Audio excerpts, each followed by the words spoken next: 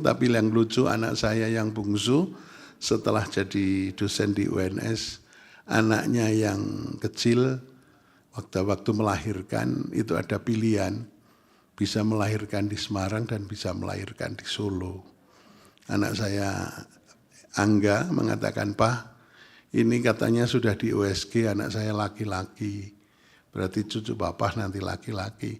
Biar lahir di Solo ya, karena kalau lahir di Solo bisa jadi presiden atau wakil presiden," katanya begitu.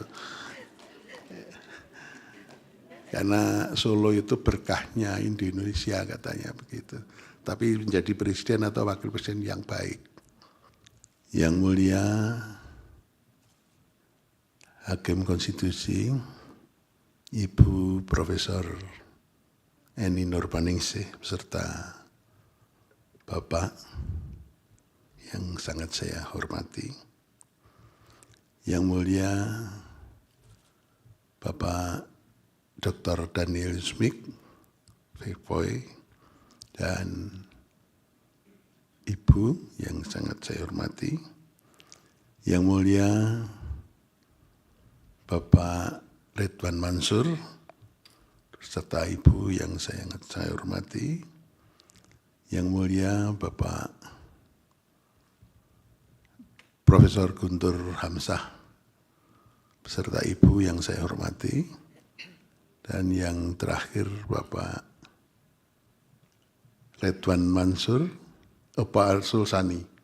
Pak Arsul Sani yang sangat saya hormati, serta Ibu dan Pak Ridwan yang mulia beserta Ibu yang saya hormati. Yang terakhir sahabat saya yang paling lama, saya sebut terakhir soalnya. Ini orang-orang tua yang sudah tidak berguna lagi di mahkamah untuk segera memasuki usia pensiun. Yang mulia Bapak Profesor Dr. Anwar Usman beserta Ibu, kalau ada yang sangat saya hormati. Kenapa Prof. Anwar saya sebut terakhir? Karena ini teman lama, jadi saya paling lama beserta beliau. Dan saya teringat pada awal menjadi hakim konstitusi, itu saya tidak bercita-cita untuk jadi pimpinan di sini, tapi waktu itu Prof. Anwar dan Prof. Haryono yang datang ke ruang saya, Prof. Arif supaya mau dicalonkan untuk menjadi wakil ketua Mahkamah Konstitusi.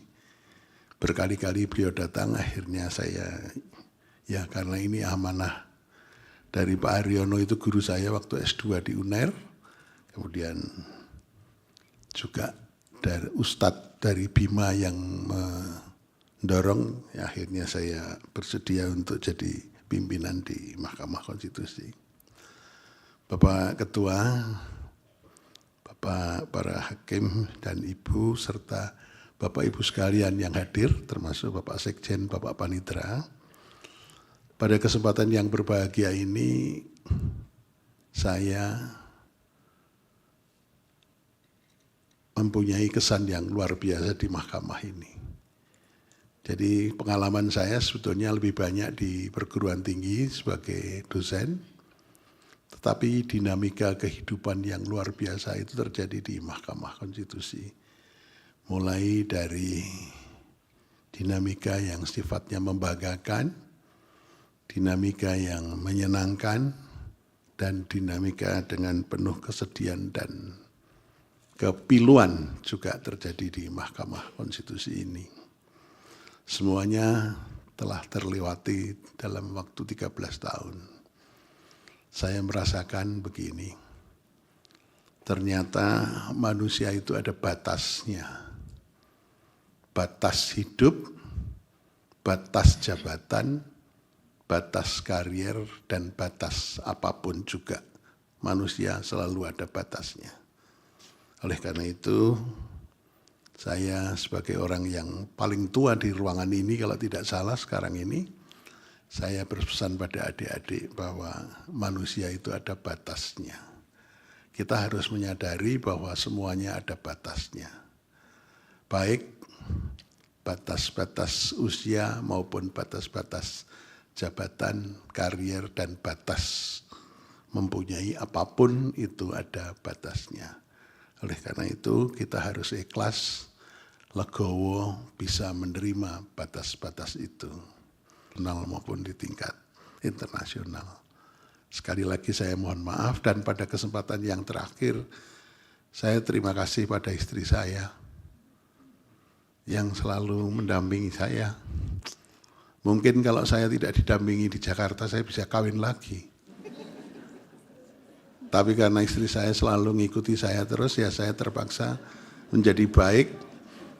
Menjadi baik karena apa? Karena selalu didampingi. Dan kebetulan Tuhan mengatur, anak saya sudah besar-besar dan sudah menikah, sehingga istri saya bisa selamanya berada di Jakarta mendampingi saya. Sehingga saya terborgol dengan cinta yang luar biasa.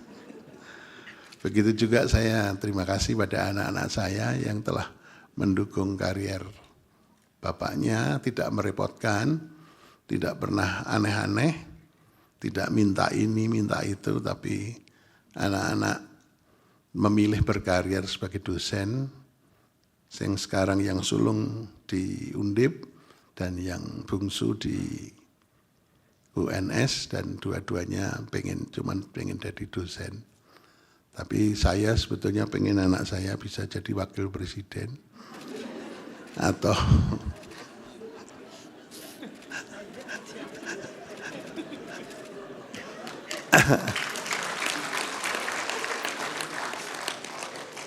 tapi tidak jadi kenyataan itu. Tapi yang lucu, anak saya yang bungsu setelah jadi dosen di UNS, anaknya yang kecil waktu melahirkan itu ada pilihan, bisa melahirkan di Semarang dan bisa melahirkan di Solo. Anak saya Angga mengatakan, "Pak, ini katanya sudah di USG, anak saya laki-laki, berarti cucu bapak nanti laki-laki. Biar lahir di Solo ya, karena kalau lahir di Solo bisa jadi presiden atau wakil presiden," katanya begitu. Karena Solo itu berkahnya Indonesia, katanya begitu. Tapi menjadi presiden atau wakil presiden yang baik. Itu doa saya pada cucu saya yang terakhir, yang laki-laki ini. Demikian Bapak Ibu sekalian, karena kalau suasana pidato sedih itu enggak enak. Makanya saya sering bergurau, karena ada 4 macam dosen ini para pers supaya pada tahu. Ya. Dosen itu ada 4 macam. Yang pertama adalah dosen yang bodoh tapi ngajarnya juga enggak enak. Jadi dosen yang bodoh tapi bodoh. Terus kemudian kalau meningkat, dosen yang bodoh itu pengetahuannya sedikit tapi ngajarnya enak. Itu namanya dosen bodoh pinter ngajar. Kemudian yang ketiga, dosen yang pinter tapi bodoh ngajar. Artinya apa? Pengetahuannya banyak, doktor atau bahkan profesor, tapi ngajarnya enggak enak, kepinterannya untuk diri sendiri. Ya yang terakhir ini saya, katanya. Dosen yang pinter ngajar, pengetahuannya banyak, profesor, doktor, dan ilmu pengetahuannya bisa ditransfer kepada anak didik, anak muridnya. Terima kasih, mohon maaf kurang lebihnya, karena saya juga suka enak, daripada kebablasan nggak jelas, saya akhiri saja. Terima kasih. Assalamualaikum warahmatullahi wabarakatuh. Om Santi Santi Om. Subscribe, share, like, and comment. Subscribe, share, like, and comment. Subscribe, share, like, and comment. Subscribe, share, like, and comment. Subscribe, share, like, and comment.